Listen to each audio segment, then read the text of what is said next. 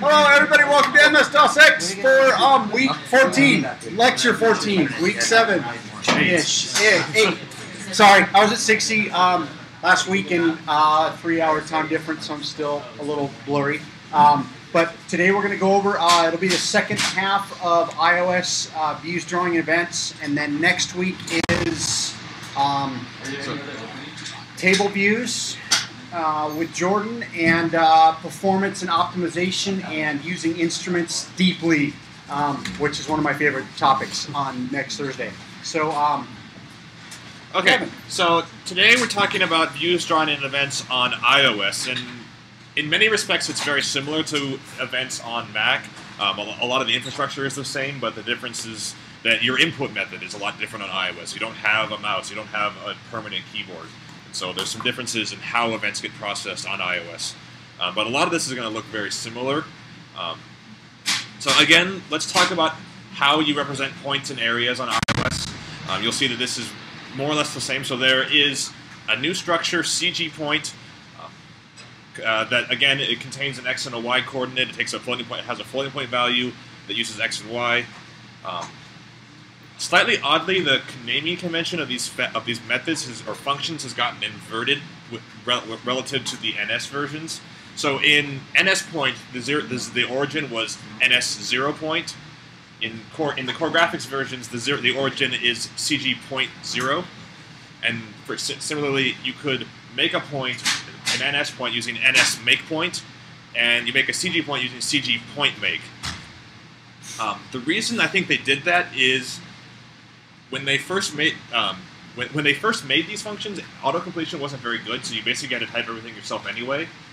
Now that autocompletion is really good, it makes sense to start by typing the thing you're interested in. So I'm interested in a point, so you type CG point, and then you can hit escape and then get an autocompletion of all the things you can do with points. Which if you just had CG make, then you'd have they reversed the way to think about it. So you think about what you're working on, the thing you're working with first, then what you want to do with it, rather than what you want to do, then the kind of thing you want to work on. So that's why the names are backwards, I think. On iOS, I think I mentioned this last week, the coordinate system is actually inverted. So the origin is at the upper left. Increasing Y values go down, decreasing Y values go up, but X remains the same. So increasing X values go to the right, decreasing X values go to the left. So it's just like you took the coordinate system and flipped it vertically. And that should say CG make point. Hang on. I am so good at this. Yeah, that should say CG point make. Ignore the man behind the curtain. Where's the cursor? Okay. Okay, so we have the origin at the upper left corner. We have a point 1540, so it has an X of 15 and a Y of 40, which goes down in the iOS coordinate system. Okay, again we have a size, so again we have CG size, which is analogous to NS size. It has a width and a height. Again, these are intended to be positive. And rather than NS make size, you have CG size make to construct these structures. Then you combine them in a CG rect, which has a point for the origin and a size for how large the rectangle needs to be. And you make them with CG rect make. And so here, if we have this white rectangle being our super view and this gray rectangle being our sub view, and it has the rectangle 5, 5, 40, 40, 30. So the origin, we go down 5 and right 5 to get to the origin. It has a width of 40 and a height of 30. Make sense? It's just exactly the same as on Mac, it's just been flipped upside down.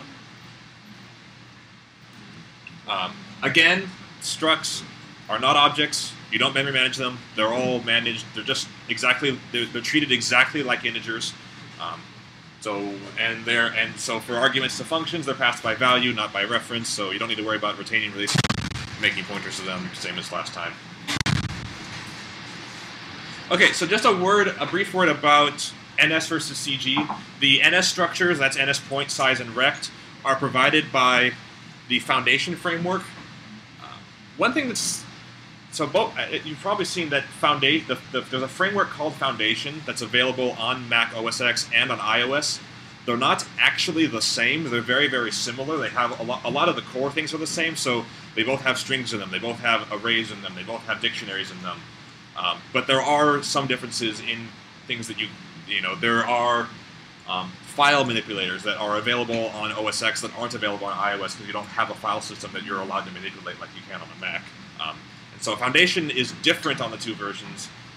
And so the NS structures for NS point size and direct are only available on Mac Foundation. The core graphics structures, that's what the CG prefix is for. Those are from Core Graphics, which is the graphics drawing library. And that's a separate framework. And Core Graphics has these same structures. Those are available on iOS and on Mac. I believe you can interchange CG Rect and NS Rect for free. I think you can just cast between them. So if you want something that's cross-compatible, if you're writing something that works on both Mac and iOS, it would make sense to do everything with CG Recs, because that way you don't have to write conditional code paths for if I'm on iOS, then CG. If I'm on otherwise, then do the NS. If you just have Recs or CG, then it works on both. Of course, like, you cast it like it's the coordinates are flipped, right? No, the inversion of the coordinate system is not inherent to the structures. It's just inherent to the way the operating system treats the structures. So so if we have, let's go back to this point. So suppose we make a CG point 1540. If we use that exact same point interpreted by iOS is going to get drawn here, but interpreted by Mac it will get drawn up here. The structure has no notion of the coordinate system of the operating system. It just represents an X and a Y, and it's up to iOS or Mac to determine where that actually gets drawn. Yeah. When you construct a CG point, if you want to put it at like relative to like the max width and max like depth of the like iOS screen, is there like an instance variable, or is it based on the view inside? I'm not exactly sure what you're asking, what you mean, but are you asking if you want to just? No, I mean all drawing is the origin of every rectangle is always the lower left. Okay. So all coordinates are always drawn, or on iOS it's the upper left. Right. So like if you wanted to put it at like. So if you wanted to put it like say 5 pixels by 5 pixels away from the lower right, you'd have to do like size -5 and height -5. So like the variable would be called like. Where you get it's the frame. Or do we talk about? We're going to talk about frames. Yeah, so we'll talk about that more explicitly later on in the semester. But if you want to look in the doc, if you need to know now, look in the documentation for frame. Okay. Yeah, there's a useful function called, or a series of functions like CG get max x and get max y, and that takes in as input a CG rect, and then returns the maximum x, maximum y, minimum x, minimum y, mid x, mid y of that frame, and then you can use that in your computation. So that's really helpful. And so if you wanted to put something in the lower right corner of the view, then you can just ask the view for its frame, and then take the max x and max y of that rectangle. Okay, so views on iOS, we're going to talk about in just a second. So like on Mac, we have a class UI responder. A UI responder just is an object that can respond to events, and you'll see that UI view, like NS view, is a subclass of UI responder. And then furthermore, all buttons and text fields and so on are all further subclasses of UI view. On iOS, the typical pattern for designing user interfaces is to create custom UI view controller subclasses and put your... Logically, it makes the most sense for a controller to be responsible for handling events rather than having the... Because if we're thinking about model view controller, it's actually permissible to have at least Cocoa will allow views to handle events and process events, but really that kind of is sort of a breach of NVC. That it should be the controller that's responsible for actually handling events, and the views are really just there to be drawn. So typically you'll see, and it's somewhat interesting, the UI view controller is, I believe, a subclass of responder. I'm going to be hesitant in saying that, but I know that view controllers, for example, can respond to touch events just like views can. So it's common to put your touch handling code inside of a view controller, but you can also do it in the view if you want. Okay, so we mentioned UI view. You've seen some examples of working with UI view in the labs. Again, UI view represents a view. Typically you subclass UI view and then implement your own drawing. And again, as we've seen, views can contain subviews, can contain subviews, can contain subviews, ... And have this hierarchy of views. So we've seen this diagram before. iOS, you have a window. That window has any number of subviews. Typically, it just has one. Then that view may have subviews, and those views may have subviews, and so on. And you have this hierarchy of views inside your application. As on Mac, UI views have two rectangles associated with them: the bounds rectangle and the frame rectangle. Again, the frame rectangle is the rectangle that represents where that view lives in its parent's coordinate system, and the bounds rectangle defines the internal coordinate system of that view. So here we have this white rectangle representing our parent view, the gray rectangle being our view that we're interested in. We construct this subview with rectangle 15, 15, 40, 30, and so it gets drawn in this somewhat obvious location on the screen. So we move in by 15, 15, and we have a width of 40 and a height of 30. Again, by default, the bounds rectangle has the same width and height as the frame, but its origin is 0, 0. So then any drawing done within that view is drawn in this coordinate system that goes from 0, 0 to 40, 30. Again, we can reassign the bounds without changing the frame if we'd like. And so now if we set the bounds to be 0, 0, 1, 1, the upper left corner is 0, 0, the lower right corner is 1, 1, and all drawing and subview placement within the gray rectangle from this point on now use that coordinate system. Does that make sense? Yeah. So, but relative to the big one, the frame, like the 0.00 is actually 15. Yeah. So just reassigning the bounds doesn't change its frame. So it's still, the 0, 0 point in the subview's coordinate system maps to 15, 15 in the parent's coordinate system, and 1, 1 in the subview's coordinate system maps to 55, 45 in the parent's coordinate system. So changing the bounds doesn't reassign the frame, it just reassigns the internal coordinate system. Like I said, typically you don't mess with the bounds. Typically you just let the bounds be the default, which is the same width and height and the origin of 0. But there are cases where drawing is much easier if you're using, say, like a unit square to do your drawing. If you're doing some sort of, I don't know, pie graph or something, it might be easier to do it in sort of a unit square or unit circle. So you can do that if you like. It makes your drawing easier. Yeah. So it's possible to do, say, set NS make rec, CG make rec like 0, 0, like 960 by 640 to make move things, press sums or whatever. I think so. Yeah. I don't know, like there's a case we need in. Yeah. No, I mean. Oh, you're talking about like on a Retina display, like setting the bounds to be twice as large. Yeah. I mean, that you really don't that you really don't need because iOS abstracts the pixels away from you. But if you absolutely needed to be that precise, you certainly could. Thanks. Okay, so like on Mac, there is a UI view method, drawRect, that takes in a rectangle. That's the dirty rect that needs to be redrawn. So here is where you put all of your custom drawing code. Again, there's a lot of stuff you can do with drawing. There's a link at the end of the slides of all the different drawing functions that you can make. That you draw a line segment, draw a circle, draw a rectangle, create paths and draw those paths, instruct those paths, and fill those paths. There's a lot you can do with all those drawing, and it would take an hour-long lecture to explain all of them. So we're not going to do that. We're just going to provide you a link to documentation, and hopefully you get some examples in the labs of how to actually do the drawing. So again, drawRect is not a method you call yourself. It's called automatically by iOS when the view needs to be redrawn. And if you want to tell iOS that the view needs to be drawn, you call setNeedsDisplay on it, which is almost identical to Mac. Mac, if you remember, setNeedsDisplay took in as parameter a Boolean for yes or no. On iOS, it just is assumed to be yes, effectively. The reason I think Mac had setNeedsDisplay the reason it could take in a Boolean is if for whatever reason you wanted to cancel the setNeedsDisplay, you could pass no, and then it would not request a redraw. On iOS, I guess they decide you don't need that. So if you need a redraw, just call setNeedsDisplay. If you need a redraw in a particular rectangle, in a dirty rect, then you can call set needs display in rect, and it will pass in that rect to draw rect, and then you can use that to only draw in the dirty rectangle.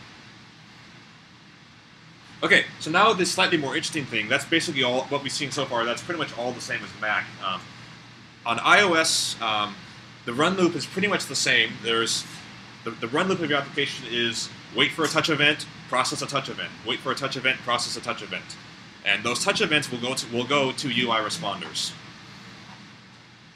So again, we wait for events, we process events.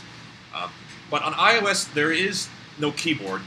Well, not really. We'll talk about the soft keyboard in a little bit, but it's not the same as a regular as your keyboard on your Mac, and so there aren't keyboard events like there are on Mac, and there's certainly no mouse events. The vast majority of events on iOS are all touch events, and then these touch events, when they fire, will pass in a UI event object, which contains a collection of all of the UI touches that may be involved in that event. And enabling multi-touch, we'll see, is actually almost trivial. So there are 4 touch event methods that are defined on UI Responder. And so in particular, if you have a UI view or a UI view controller and you want to handle custom touch events, you want to process the events yourself, you'll in your custom subclass, you'll provide implementations for any one of these methods. So touches began gets called when a touch event when a finger comes down onto the screen. Touches moved gets called when a finger gets moved across the screen, and touches ended gets called when a touch comes up from the screen. Touches cancel gets called in a couple of edge cases. Typically, these are things like if user had the finger held down and then a phone call came in, then that touch event should be canceled, so that way the phone call can be handled. Or if they drag it off screen, I believe that's a cancel. Not positive on that one, but the other time that canceled might happen is if you have a view that's listening for touches, and that view is inside, say, a scroll view, and so you're processing touch events, but the scroll view also needs to handle touch events because you may be trying to scroll the view. So your subview might get a touches began when the touch goes down, but then if they start to scroll, the scroll view will decide, actually, oh, that touch event was supposed to be a scroll. That subview, never mind. So it will say that the touch got canceled. But typically, what will happen is if you do anything in began, you need to undo it in ended or canceled because you can't necessarily be sure which one you're going to get. So if you alloc memory in began, you should release it in ended or canceled. So they kind of need to be balanced. Okay, so like we said, one of the parameters here is a UI event. One method that UI event responds to is all touches, which returns an NS set of all of the touches that are involved in the entire multi-touch sequence. Which might seem kind of odd to you. Why can you ask the event for all touches, and why does it pass in the touches as well? The cool thing is those are not necessarily the same thing. So you can imagine if you have the user presses down one finger, and then that fires a touches began and passes in a set with one object that has that single touch in it, and the UI event will contain that one touch in it. But then if, before they let go of that finger, they add a second finger, that second finger will fire a touches began, but only the second finger will be passed in as touches, but if you ask for the event for all touches, it will have 2 in it. So so the idea is that all touches is all the fingers that are involved in the entire multi-touch sequence, whereas the touches set that gets passed in are only the ones that are relevant to this particular event. Does that distinction make sense? Okay, and so if you, for example, one useful method is, since we have a set, there's no ordering on that set, so if you want one out, typically you'll do something like any object, just to grab some object out of that set. If you need to view all of them, then you can say enumerate through the set and then look at each object individually. But if you just are expecting one, just ask the set for any object, and you'll get that one touch out. So what kind of things can you ask a UI? So what comes out of this? What comes out of any? So the NS set contains a set of UI touch objects, and a UI touch has, for example, a tap count, so it can detect a double count or a triple tap or a quadruple count if you're that fast. And then the thing you're probably interested in for touch events is where that event happened. So there's a method, location in view, on UI Touch that takes in a view and gives the CG point within that view's coordinate system of where the touch event happened. Unlike on Mac, so on a Mac, a mouse event, you can ask it for its delta X and its delta Y. On iOS, there are no explicit methods for delta X and delta Y. Instead, you can ask it for its previous location in the view. So that's where it was the last time it sent an event. So that way you can then you just do the math yourself. That's the previous minus the initial and all that stuff to figure out how much it's moved since the last event. So typically that'll only be relevant in a moved event, but yeah, so that way you can. That's how if you have a movement, you can determine how much movement you had. Okay, and if you want to enable multi-touch, really simple. There's a parameter. There's a property on UI view that's called multiple touch enabled. If you set it to yes, then you'll handle multi-touch. And otherwise, once one touch event comes down, then all other fingers basically effectively get ignored. Okay, so that's all well and great, but there are a lot of very common gesture patterns that it would seem silly for you to have to cut every time you wanted to do a swipe gesture or a pinch or a pan, for you to have to actually implement that inside of touches began and touches canceled and touches moved and all those things. So since iOS 3, I believe, they've had what are called gesture recognizers, and they're these objects that live inside of views that automatically listen for different types of very common gestures. So, for example, there is a gesture recognizer for pinching, a gesture recognizer for rotations, and for swiping, and for a long press, and for a tap. So they're pretty easy. The default initializer is you initialize it with a target and an action. So these gesture recognizers, there's a specific the target is just is again the object that every time some event happens to this gesture recognizer, that's the object that's going to get invoked, and then you specify a selector for when the gesture recognizer something interesting happens to it. Here's the method you need to call, and I believe the documentation for gesture recognizer gives a description of what the format of that selector has to be, but basically it has to take in the actual gesture recognizer and then something that calls the gesture recognizer state. Gesture recognizers have this thing called the state to kind of, if you have multiple that are stacked, to be able to keep track of multiple, so that way you determine which one it actually is. The documentation will explain it better than I possibly could, so I'm not going to really try. But the idea is there's a state every recognizer has. So, for example, there's a changed state, there's a moved state, I believe, just to kind of keep track of what state the recognizer is in. Once you have a gesture recognizer, you just add it to a view, basically like it's a subview, using add gesture recognizer.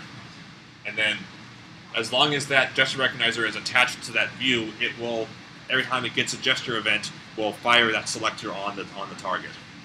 So I'm going to go over a few of the commonly used subclasses of UI gesture recognizer. So there's UI tap gesture recognizer, which, as you would guess, recognizes a tap gesture. So it's just a simple tap down, tap up event, which may have multiple taps or may have multiple fingers. So, but there are two configurable properties of a tap gesture recognizer. There is the number of taps required, so that's how many up and downs you have. And number of touches required is how many fingers are involved. So if you wanted a 2-finger double tap, you can set both of these to be 2, and then when the user double taps with 2 fingers, it will fire off the event. And I believe the number of touches, just so you guys, it's sort of a detail that you don't really need most of the time, the iPhone screen supports up to 7 touches at once, I believe. And the iPad screen supports up to 11 at once. What? I don't know why you would need 11 touches at once, but there's certainly a case for it. Nose in it. Yeah, but so I imagine if you try to do something more than that, you'll just never get events. But so that's the limit on the number of touches that you can have. So there's the next one is UI pinch gesture recognizer, which recognizes pinch in and out gestures. And pinch gestures, unlike tap gestures, are sort of a continuous gesture. So as you continually move, expand, and contract your pinch gesture, you'll get events pretty constantly. So basically, it's very much like if you have a slider and you're dragging it and you set it to continuous, you'll get events very, very rapidly. So again, similarly with a pinch gesture recognizer, every little minute pixel that you move your fingers, you'll get an event for. And so there's no real need to configure a pinch gesture recognizer, but once you have an event gets called in and you have a reference to the gesture recognizer, you can ask it for the scale factor. So iOS is pretty clever in that when the gesture starts, the scale factor between the fingers is 1, and then as you pinch and zoom, it determines like a multiplying factor for how much they've moved. So you don't even have to do the math of how far apart they are. It already tells you the scale factor, and then there's also the velocity. That's how fast the scale factor is changing divided by seconds. Next, we have a rotation gesture recognizer, which is going to recognize a 2-finger rotation gesture.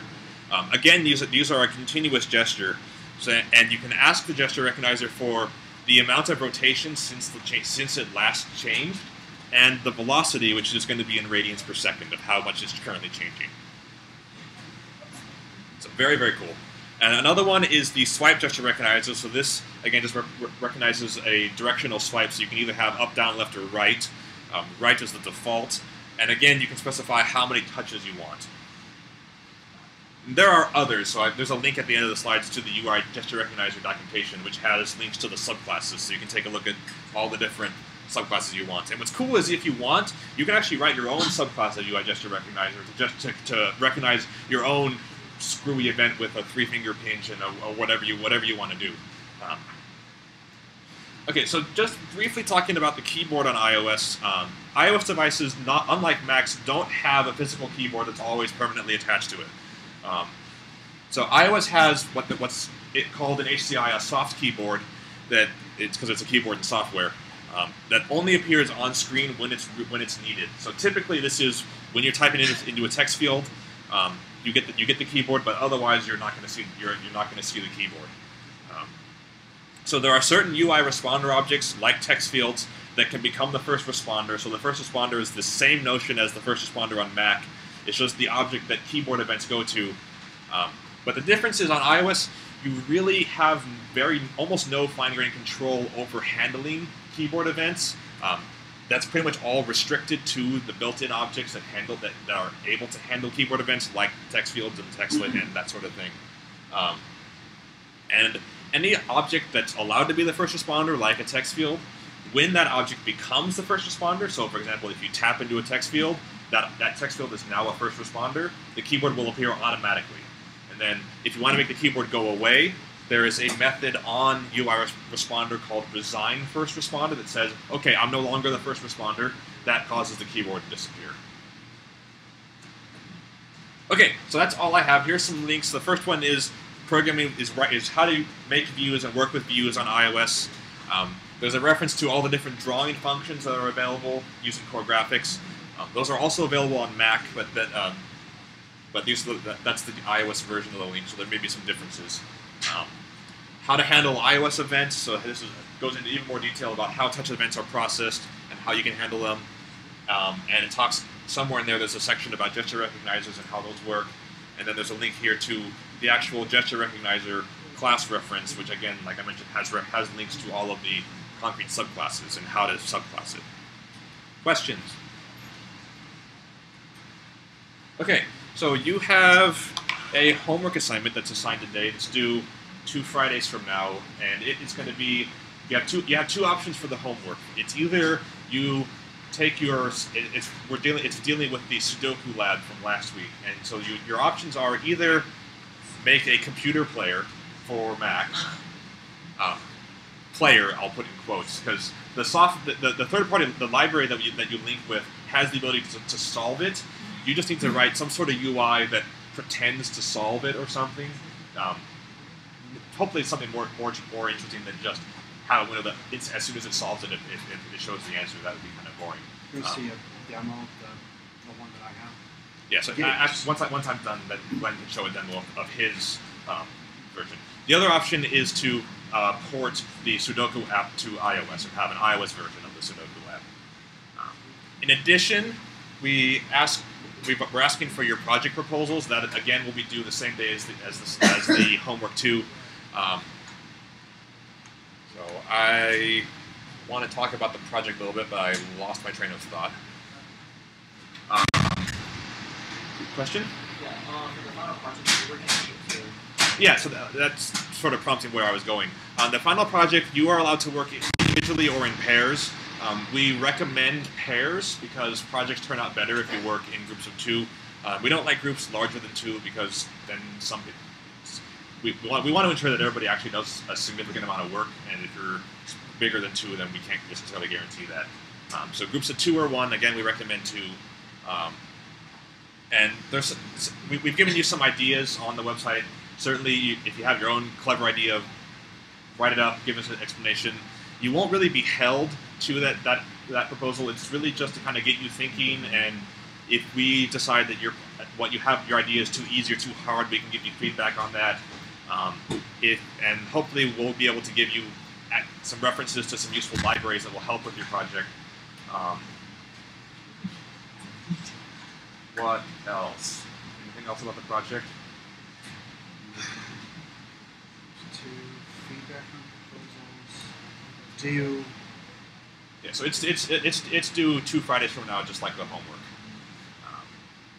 The proposals due 2 Fridays. The program. But the actual project won't be due until RRR week. And we'll present it to the class and Dan Garcia, unless we end up going to Apple again. We'll see about that. Yes. So if we do that, we will coordinate that soon. I'm still waiting to hear back from the Apple folks. Any other questions? All right, cool.